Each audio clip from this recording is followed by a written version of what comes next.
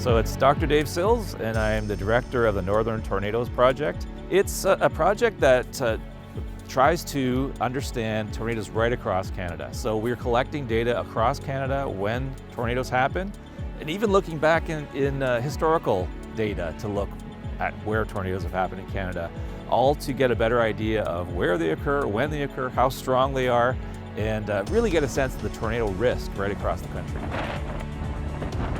Building that picture of where tornadoes are occurring, how strong, what time of year, all of these things help us to assess the tornado risk. And that's important for industry, for municipalities, governments. They're all interested in this data to know, how at risk is my area, is my company from tornadoes and other severe weather.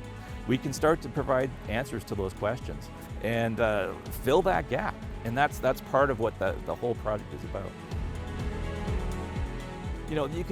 You can look at things like stars or microbiology, but weather to me is something like just standing here, we can sense the weather, right? And certainly with severe weather, I've experienced storms personally, seen tornadoes. It's something that you can actually almost be inside of and still be studying it. It's just it's something to me that's very tangible, and it also is something that helps people, right? You're helping people to protect their lives, their property. It all just ties into all the things that are kind of important to me as a person, as a scientist, and that's where everything connects for me, is in severe weather. One of the first things we did when we started the project was fly aircraft over forests to see if we could find any tornadoes. And we were having some success.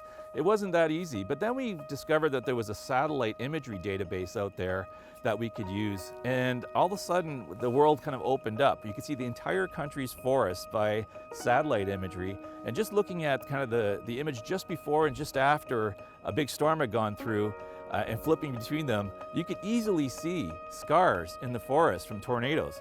And seeing that first tornado in the satellite imagery that no one else had seen, and we had missed for decades because no one had really reported anything from the forest.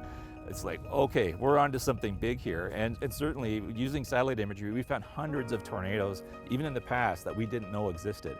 So this has been a big part of what Northern Tornadoes Project brings, is we're not just looking at the tornadoes that happen in the populated areas of Canada, but all of Canada, including the huge boreal forest region we have.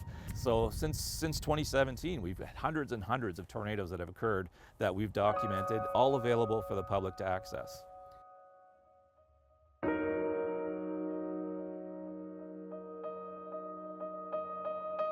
All the science that you can bring to it, all of the technology that we have, all of the expertise that's in the room as far as forecasters, everything has to be pushed right to the edge in order to get that tornado warning out with 10 minutes lead time. That's the target lead time, and that's all you get for the expectation that you're going to get a warning ahead of a tornado.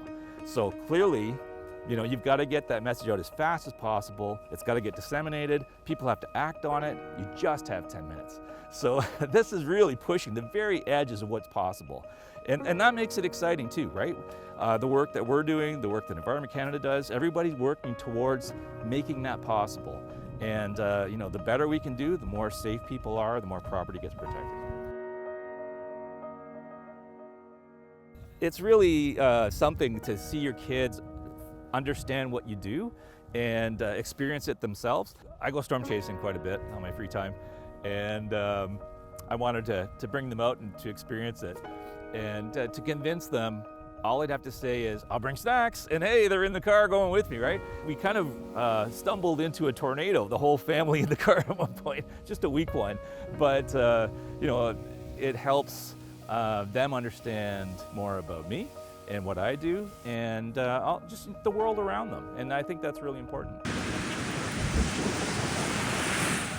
It's an important part of being human, I guess, is experiencing the natural elements, and it's part of your experience growing up and developing as a person.